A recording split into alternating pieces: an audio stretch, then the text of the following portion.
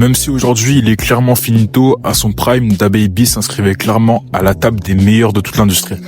DaBaby aujourd'hui, je pense que c'est pas une folie de dire qu'il est finito, et j'ai eu l'occasion de faire une vidéo sur lui en disant que malheureusement c'était KO pour lui, en expliquant un peu son downfall. Mais aujourd'hui, j'aimerais vraiment revenir à son prime, DaBaby 2019-2020, voire même fin 2018.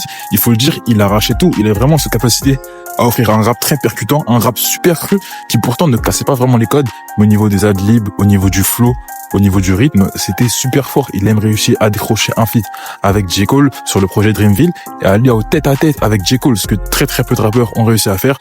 Il avait réussi à sortir 2 projets, voire même 3 si on compte le projet sur 2020, qui était vraiment plutôt cohérent. Rockstar avec Roddy Ricch, qui était vraiment, on va dire, pas forcément dans le concept et dans sa trame de polyvalence de base, avait cartonné, et il s'en fait vraiment sur une vibe de fou. Il arrivait à faire des bangers à volonté.